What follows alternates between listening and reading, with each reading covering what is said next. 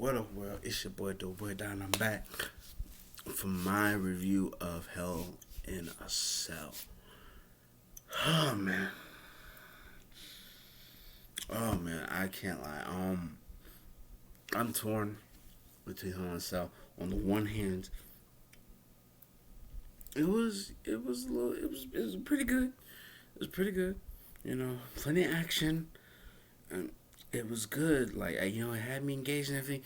But then on the other hand, it was the endings and the results. Man,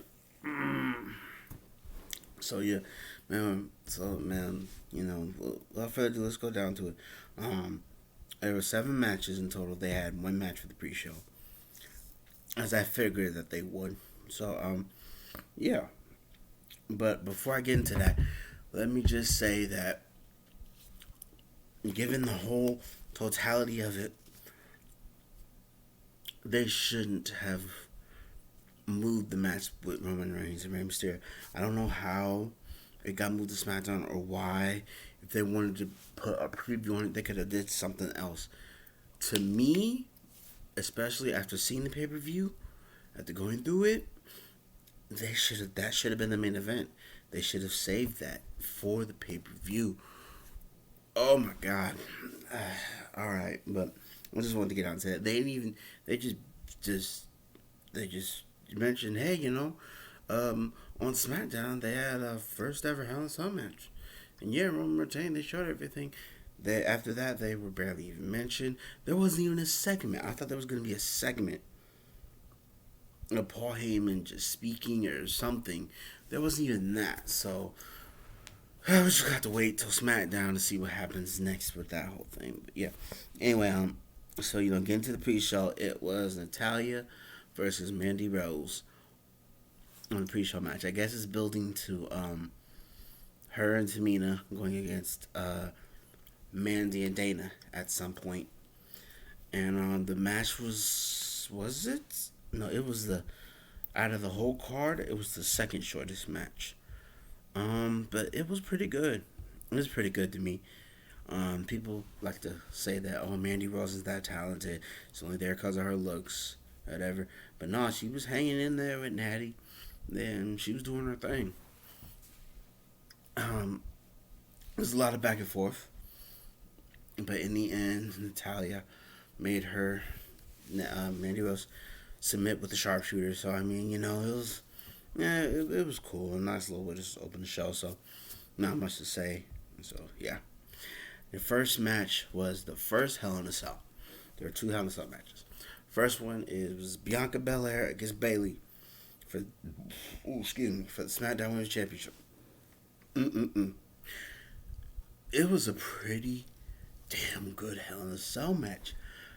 Bayley was getting tossed around and beat on, but she managed to, be a little sneaky and try to take Bianca out of her game. She kept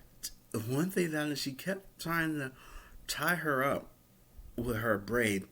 She kept tying her braid, whether it was on the ropes or onto a ladder or onto a chair.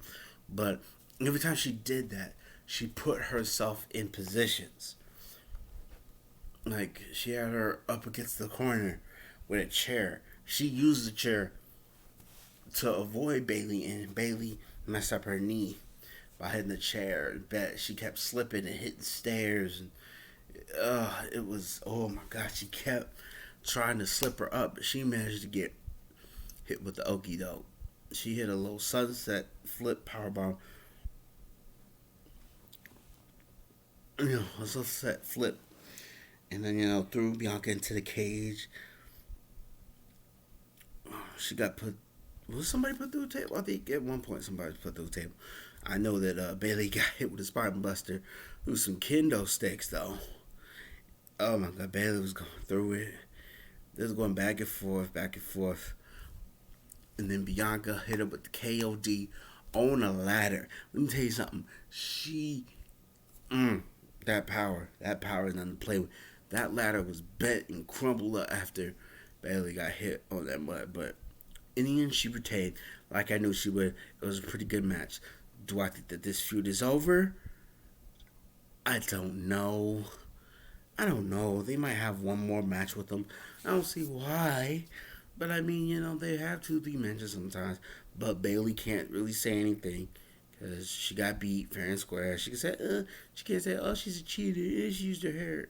No, she can't use that excuse or anything. You got beat. Back of the line, Bailey. But who knows? They might have another match. But this is just further building up Bianca Belair, and I'm happy about that. I'm not complaining about that. So yeah, that was a pretty good match though. Pretty good way to open the show. Next up, Seth Rollins versus Cesaro, a singles match. Oh my God, Seth Rollins, man, this man Cesaro can't catch a break. He got attacked during his entrance, but this whole thing, Cesaro was the aggressor. He was like, even when he got attacked from behind, he managed to recover and get the better of Rollins. And through the match, he was just running through Seth. Now, Seth had his little moment where he was doing his thing,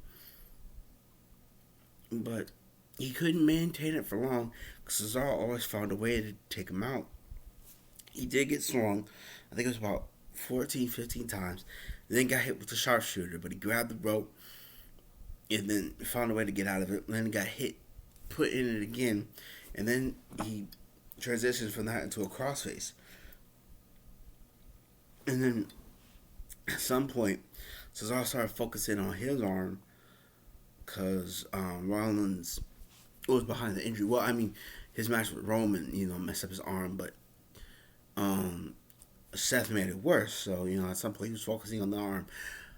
But he slipped up and Rollins got the surprise roll up and pinned him for the win.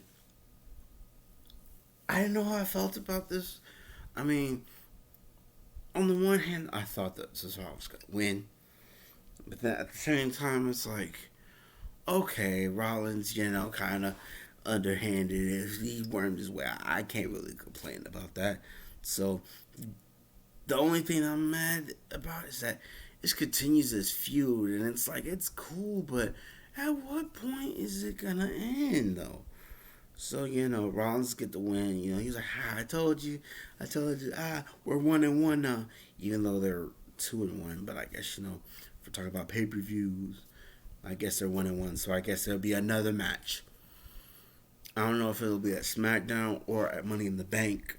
But I don't know. But maybe they'll be in the Money in the Bank ladder match. We'll see. But right now, I guess, they're tied or whatever. And Seth got the win. So, yeah, I was wrong on that one. But it was a pretty good match. Pretty good match. I mean, those two never disappoint, really.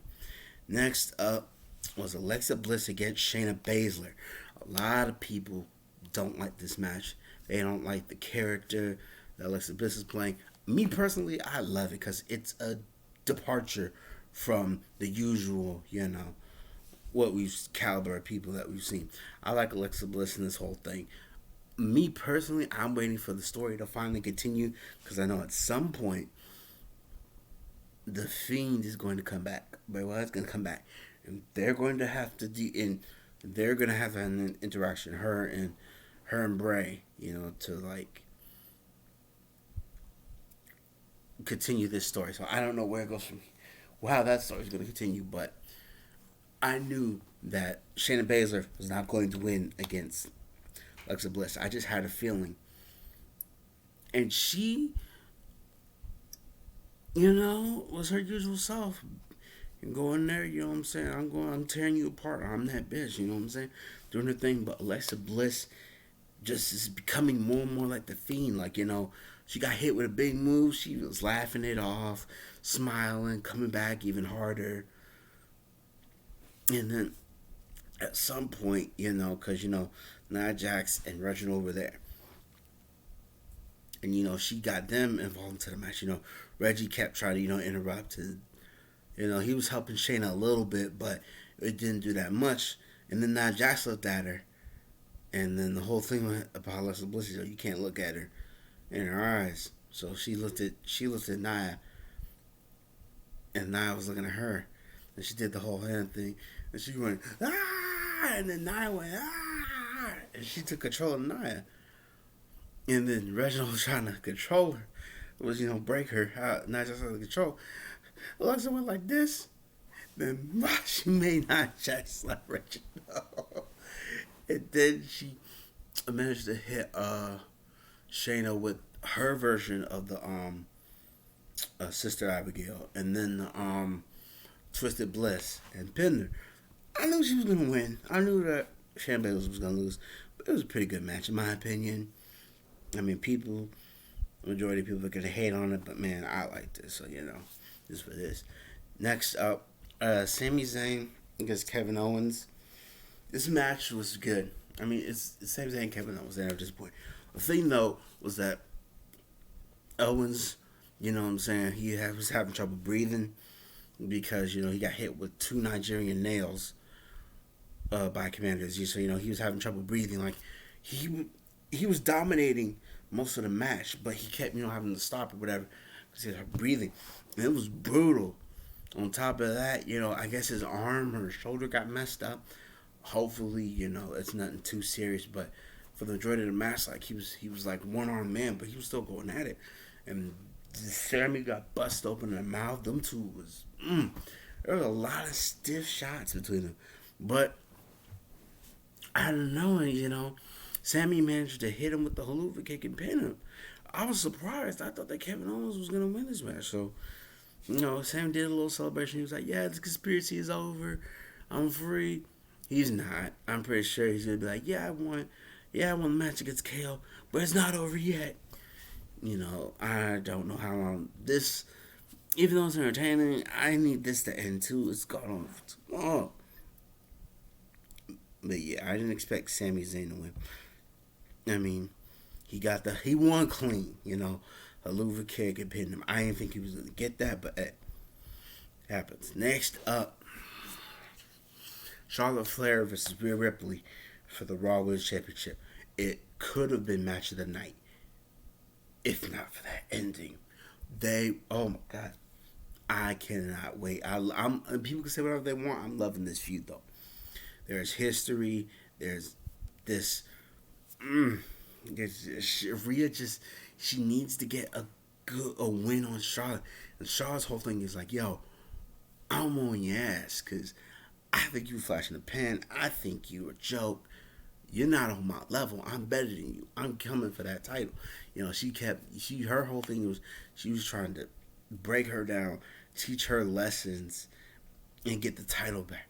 So they was going at it, but Charlotte Flair was, she was beat. She was killing Rhea. Now, granted, Rhea was doing damage, but Charlotte was just, she was getting her. She was getting her. They were going at it. Eventually, it came down to Rhea on one good leg.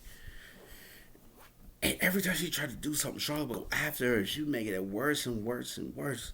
At one point, she managed to get her in the figure four leg lock, but she couldn't she couldn't. She couldn't pull it. She couldn't trans. Oh my god! Ugh, why am I drawing a blank? She couldn't turn it into the figure eight. That's what I'm trying to say.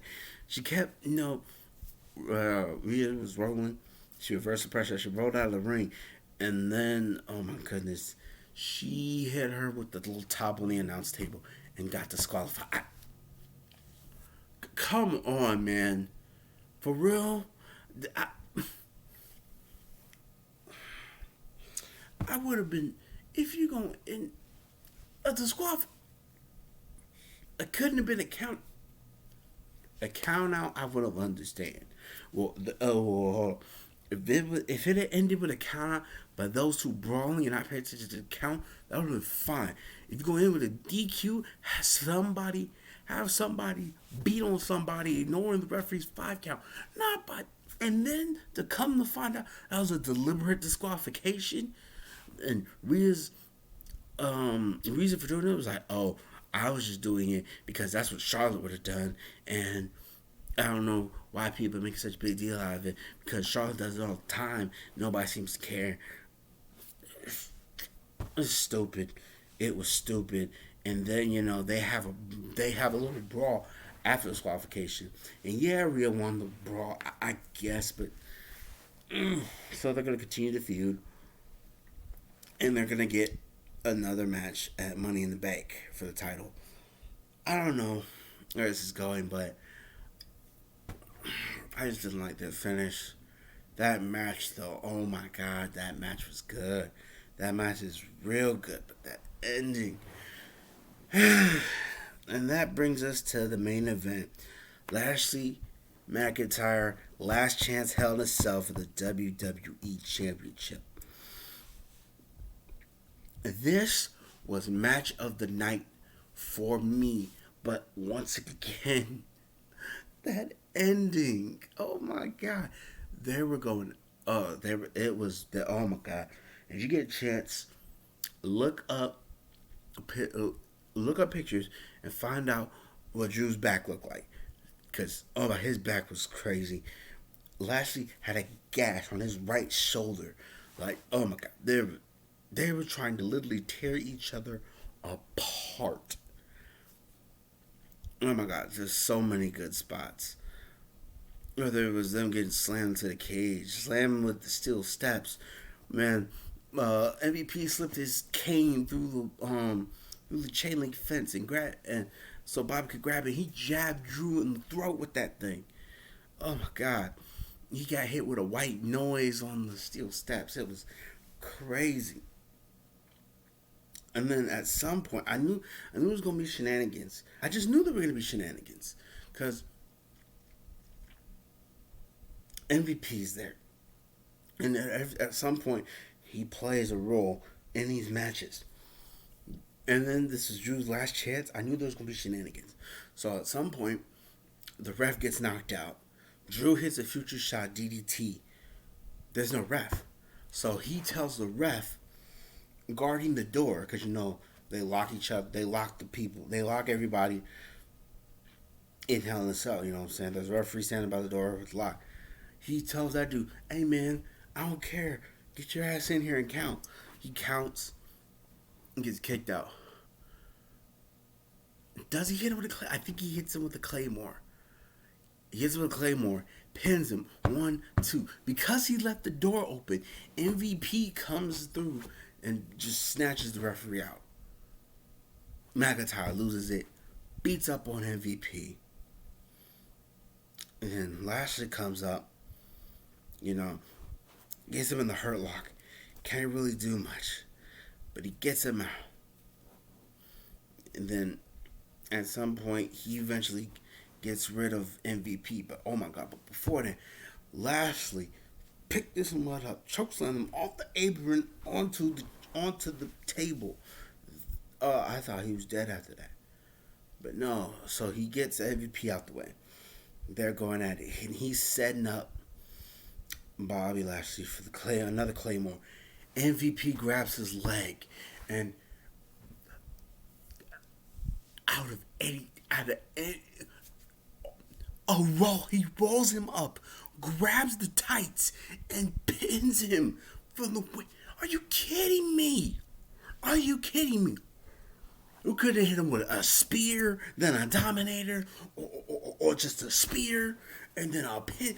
You have to have him roll him up. What is up with these freaking roll-ups? He just rolled him up and grabbed the tights. 1, 2, 3. Okay, I understand that. Oh, he's a heel tactic. No, he doesn't need to do that. He's the almighty Bobby Lashley. Him using a roll up and grabbing the tights makes him look like a little bitch that he needs to do stuff like that, and he doesn't. Because he doesn't look like a little bitch. He doesn't act like a little bitch. So why is he using little bitch ass heel tactics?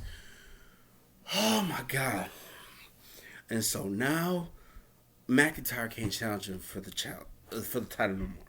So where does it go from here? Where does it go from here?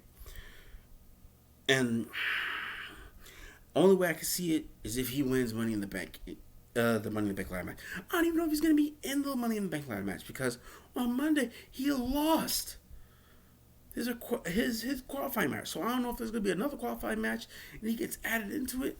But I don't know. But at this point, it's like, damn, man. So all this time we built up Drew, but okay, now we got Lashley. Now Drew going down the toilet. What? Why? I'm not mad at the decision, but they could have had another ending than that. Uh,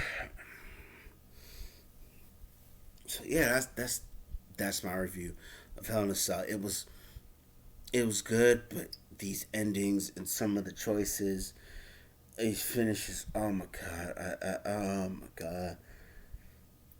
Man, like I said, match of the night was the main event, but come on, bro. This is why they shouldn't. They should have kept Rey Mysterio and Roman Reigns' Hell in a Cell match in there. That should have been the main event. That would have been better. But because of the way things played out, I gotta give this a 3 out of 5. I get ooh, ooh. If the matches were trash, I'd give it a 2, maybe even a 1. But the matches were good. Oh my god, oh my god, those matches being good were the only reason it gets a 3. Because if they were trash matches, they'd get a 1 or 2. But they're getting a 3 out of 5. But oh my god, next major pay per view is gonna be Money in the Bank. I can't wait for it, but at the same time, I'm worried. But I'm not too worried because I know there's gonna be a lot. It's gonna be a live crowd. There's gonna be fans there, and I'm hoping that they give WWE shit. They apply pressure. They let them know, hey, I don't know what the fuck y'all been doing, but all this bullshit y'all be pulling, y'all not gonna do it no more. Y'all want us to come and support this? Yeah, gotta be some changes. Y'all gotta get y'all act together. Y'all gotta do something. So yeah, man. That's how that's my review for Hell in a Cell, man. But let me know what y'all think, man, in the comment section down below, man. How y'all feel about it? Did you like it? Did you hate it? What were your favorite matches? All that good stuff. And yo, let me know. You know what I'm saying? Would y'all have kept, you know what I'm saying, the Roman and Rey Mysterio Hell in a Cell match, or will y'all just let it play out on SmackDown? Because I really want to know, like, how everybody feels about that. I think that they all agree that it should have been saved for Hell in a Cell and not just on SmackDown. But hey, man, what do I know? I'm just, I'm not no executive or anything, so I'm just saying if it was me, well, I would know, man. You know. But yeah, man, if you like this video, man, y'all know what to do, man. Hit that like button. Definitely subscribe. And when you subscribe, you gotta hit that notification bell. Because you never know when your boy comes streaming and uploading. Be on the lookout for Strikers and then more Mass Effect and all that other stuff. But yeah, definitely Strikers. I know I've been saying that for a long time, but it's coming. It's coming. I promise y'all that. Just be on the lookout for it. And I believe the next reviews and predictions is for NXT's Great American Bash. So yeah, I'll see y'all then. But yeah, man. Until then, man, just be on the lookout for videos or streams or whatever here and there. But yeah, man, it's your boy Dope, and I'll holla at your party people in the next one. I'm out this thing, y'all. Peace.